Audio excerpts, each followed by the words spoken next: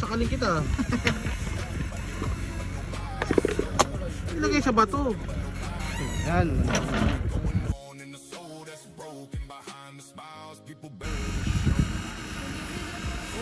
Ganda naman yun. Smooth. Apa sir? Mas magaling po kasi siya sir eh. Bigat ko kamay ko. Balik na natin pre. Ano po sir? 96 po. Ano bigat na yun? 96 po ako. 5'5 po. Apo.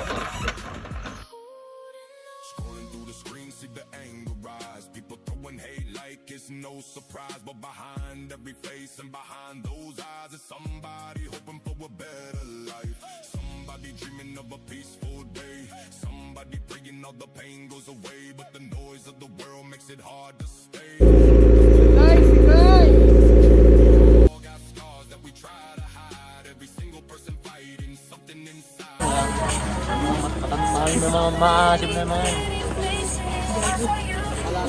Kahit magpabangan na may matanda na. Sino? Ha? Video ka na. Bakit yun? Alin, ulitin mo. Wala pa. Sino bakit? Bakit?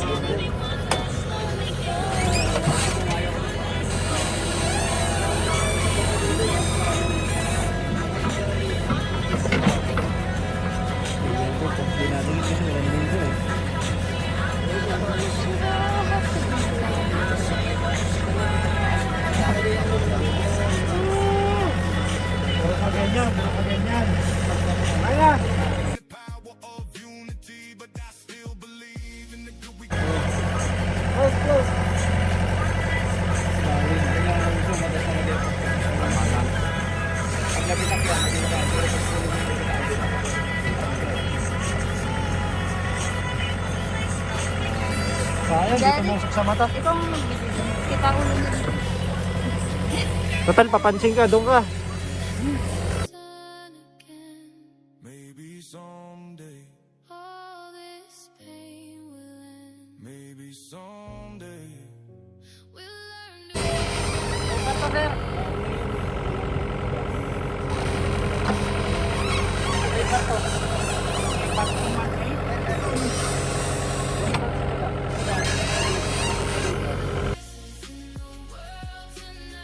Can you hear the voices in the world? Searching for a little bit of light. People searching for you. Through the dark, we're still trying to fight. Through the dark, we're still trying to fight. Someday we can make it right. Can you feel the heartbeat in every soul? Trying to find where we really belong.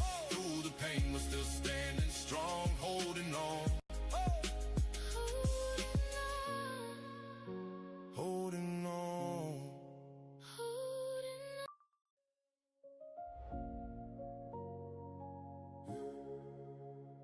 Another morning, another headline. Feels like the whole world's screaming at the same time, but nobody really listening.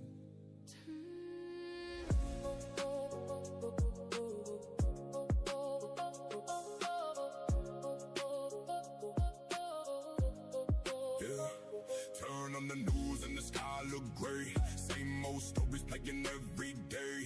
People throwing hate like it's just a game, but nobody really taking the blame. Kids growing up in the world so loud, everybody judging everybody in the crowd. Trying to stand tall, trying to stand proud, but the pressure of the world weighing people down.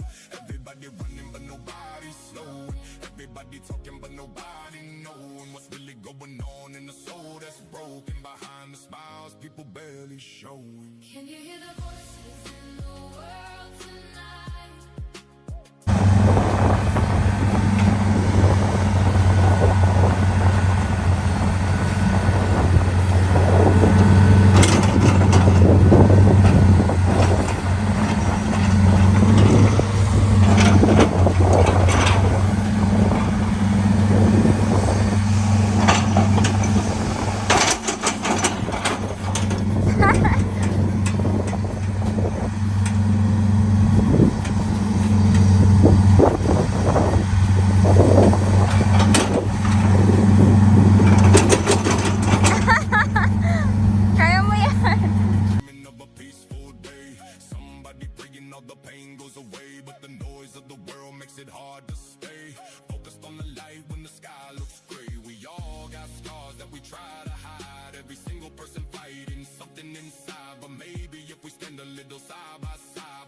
this whole thing around with pride. Hear the voices in the world tonight.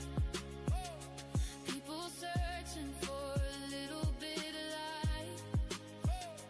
Through the dark, still trying to fight. Is presented to Mr. Danilo B. Aranas after having successfully completed the competency requirements of a full qualification in heavy equipment operation hydraulic excavator given the 27th day of June 2026 at Philippine Heavy Equipment Operator and Assessment Training Center Inc.